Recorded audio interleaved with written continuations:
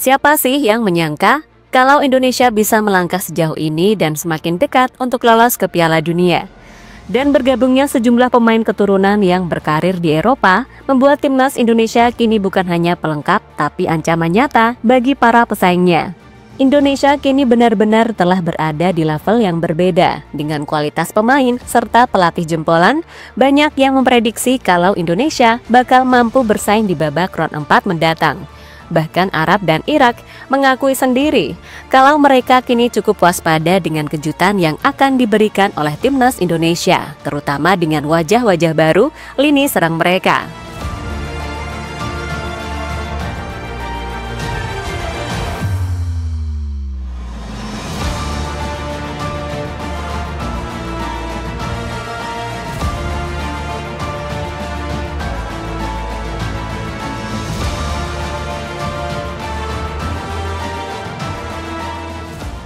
Rasa-rasanya nggak pernah terbayangkan kalau timnas Indonesia bisa sedekat ini untuk lolos ke Piala Dunia. Dulu, jangankan untuk bercita-cita lolos ke Piala Dunia. Buat juara AFF atau jadi nomor 1 di ASEAN aja, serasa masih menjadi mimpi untuk mendapatkannya. Lawan Malaysia engap, lawan Vietnam empot-empotan, dan lawan Thailand isinya pasrah duluan sebelum main. Tapi sekarang mimpi kita bukan lagi tentang juara AFF alias ya udah naik level yang jauh lebih tinggi, yakni lolos Piala Dunia. Iya loh, udah setinggi itu ekspektasi kita sama timnas yang sekarang. Nah, untuk lolos ke Piala Dunia 2026, timnas Indonesia sejatinya hanya membutuhkan kemenangan atas Arab Saudi dan Irak. Atau bisa juga menahan imbang Saudi dan mengalahkan Irak, dengan berharap Saudi kalah dari Irak atau jika menang tidak lebih banyak defisit golnya dari Indonesia. Jikapun amit-amit gagal menjadi yang terbaik dari 3 peserta ini, maka timnas Indonesia masih punya peluang untuk lolos melalui playoff ronde kelima, yang mana timnas Indonesia harus meraih posisi runner-up dan mengalahkan runner-up grup lain dari grup A. Nah, di ronde kelima, Indonesia harus menjadi yang terbaik dari peserta playoff antar konfederasi yang jatahnya hanya 2 dari 6 peserta. Namun, sebelum jauh berpikir tentang itu, sejenak mari kita renungkan atau bermuhasabah dulu deh. Apakah benar tim Garuda sekarang udah layak dan udah pantas buat lolos ke Piala Dunia? Baik itu melalui ronde keempat maupun 5 sekalipun. Dan pertanyaan berikutnya, bagaimana sikap kita sebagai pecinta timnas jika seandainya amit-amit timnas Indonesia gagal lolos ke Piala Dunia 2026? Terlebih ini momen pertama kalinya setelah beberapa dekade timnas Indonesia berada di tahap ini. Namun di luar itu semua, mending sekarang kita mikir yang positif-positif aja. Apapun hasilnya di round 4, percayalah semua pihak yang terlibat udah melakukan segalanya dengan maksimal tanpa harus menyalahkan ini itu. Ya, selain soal misi lolos ke Piala Dunia 2026 yang ada di depan mata, Pak Erik kayaknya juga ingin membuat timnas Indonesia jadi tim yang konsisten bersaing di level tertinggi di berbagai kelompok dari junior hingga senior. Selain tentunya pelan-pelan terus memperbaiki kualitas liga dan pembinaan. Dan ngomongin soal visi jangka panjang, tentu saja bisa bersaing untuk rutin lolos ke Piala Asia serta Piala Dunia untuk edisi-edisi selanjutnya. Maka dari itu, untuk menciptakan tim yang bisa diprospek buat jangka panjang, mau nggak mau, pool pemainnya harus diperbanyak dan diperluas, mulai dari menata pembinaan, liga yang dikombinasi dengan program naturalisasi. Nah, setelah semuanya bisa berjalan satu arah dan satu visi, nantinya kita bisa melihat timnas Indonesia yang konsisten bersaing di level tertinggi. Walaupun kembali lagi, semua itu nggak gampang dan penuh rintangan pastinya.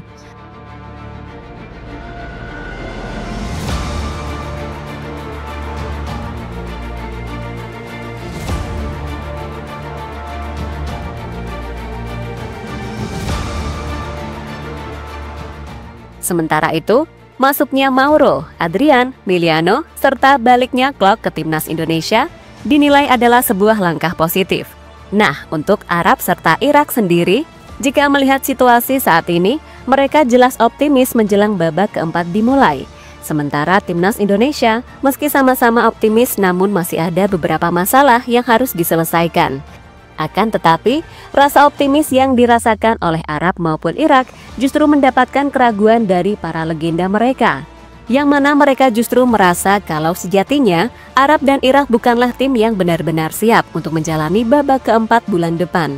Misalnya, yang ditunjukkan oleh Fahad Al-Harifi, mantan pemain timnas Arab itu ragu dengan Hervé Renard yang beberapa kali mengubah susunan pemainnya. Saya berharap timnas Saudi bisa mengamankan tiket langsung ke Piala Dunia 2026 tanpa harus playoff. Tetapi saya tidak begitu optimistis karena Renard tidak punya gagasan yang jelas. Ia terus-menerus mengubah susunan pemain. Absennya Saud Abdul Hamid dari laga internasional terakhir sangat aneh.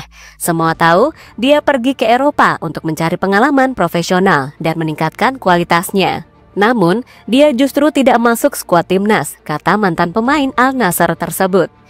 Sementara itu, ada pun legenda timnas Irak yakni Safwan Abdul Ghani, di mana dirinya berharap agar Graham Arnold mampu memanfaatkan keuntungan yang sebelumnya didapatkan saat bermain di ajang Piala Raja beberapa waktu yang lalu.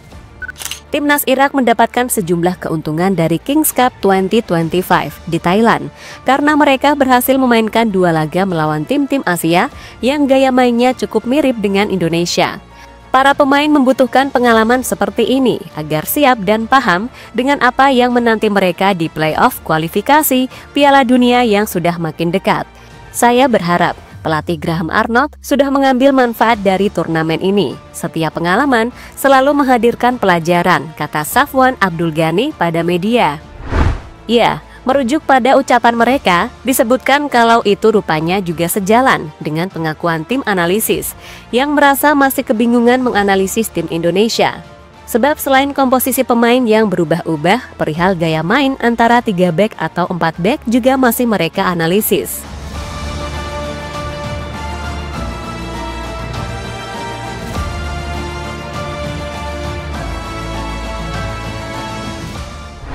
Lini serang timnas jadi sorotan.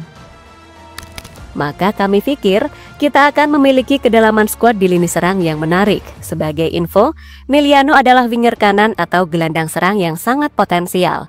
Dengan usianya yang baru 20 tahun, Miliano saat ini berkarir di FC Utrecht setelah pindah dari Vitesse Januari 2025. Merupakan salah satu wonderkid paling mencuri perhatian di Belanda. Musim 2024-2025 di Divisi 2 Belanda, Miliano berhasil membukukan 9 gol dan 4 assist dari 15 penampilan.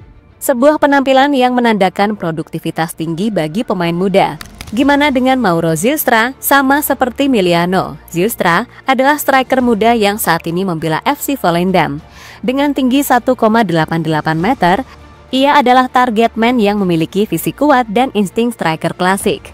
Musim ini sendiri, Zylstra mulai masuk ke skuad utama, usai tampil gemilang di tim muda Volendam sebelumnya.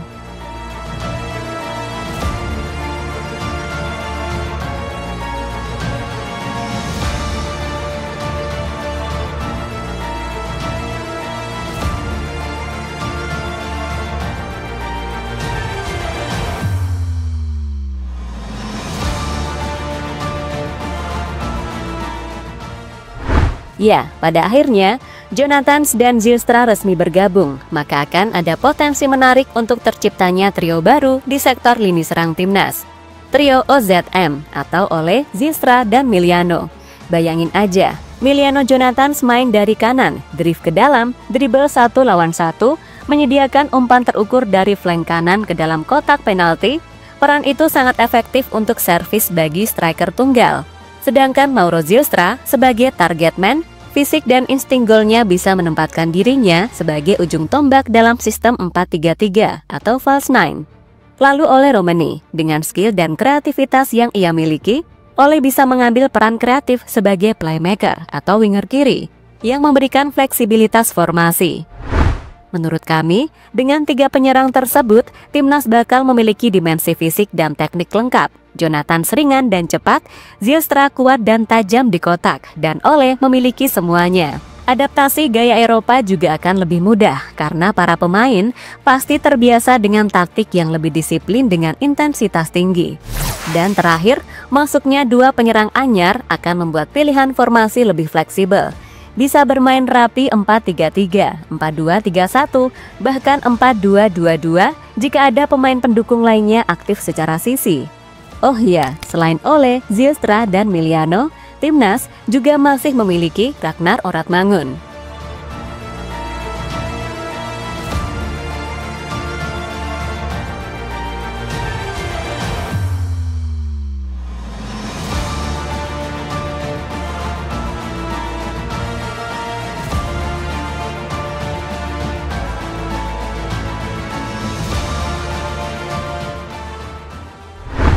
Sejarah baru tercipta. Babak kualifikasi Piala Dunia Round 4 sendiri nantinya akan dimainkan pada bulan Oktober. Dengan 3 tim masing-masing grup A dan grup B akan bertanding secara centralized round robin atau sekali bertemu. Juara grup langsung lolos ke Piala Dunia. Runner up berhak ke Interconfederation Playoff. Dengan Indonesia ada di grup B, Indonesia akan memainkan laga itu di Jeddah, Arab Saudi. Dalam persaingan di grup B sendiri, Indonesia bukanlah favorit. Sebaliknya, Irak mungkin lebih difavoritkan dibandingkan tim lainnya. Di bawah pelatih baru Graham Arnold, yang juga mantan pelatih Australia, Irak berambisi ke Piala Dunia, usai terakhir kali terjadi pada 40 tahun silam. Secara kekuatan, Irak memiliki ranking FIFA lebih tinggi, dan pengalaman lawan Saudi serta Indonesia membuat mereka unggul secara mental dan historis. Lalu ada Arab. Tim ini memang lagi inkonsisten. Mereka bahkan gagal menang saat bertemu Indonesia di round 3 dengan sekali imbang dan sekali kalah. Namun posisi Arab sebagai tuan rumah bakal memberikan keuntungan tersendiri bagi mereka. Dan terakhir, Indonesia meskipun jadi tim dengan ranking FIFA terbawah, tapi masuknya pemain keturunan telah mengubah kekuatan timnas. Bahkan Irak pun harus waspada meski di round 2 sempat 2 kali mengalahkan timnas Indonesia. Indonesia sendiri memiliki keunggulan dalam hal chemistry squad yang mulai merata di round 3, di mana itu penting karena menunjukkan peningkatan kualitas secara kolektif. Dalam kondisi ideal, Indonesia bisa memberikan kejutan, terutama pada Arab dan Irak. Kita lihat saja nanti.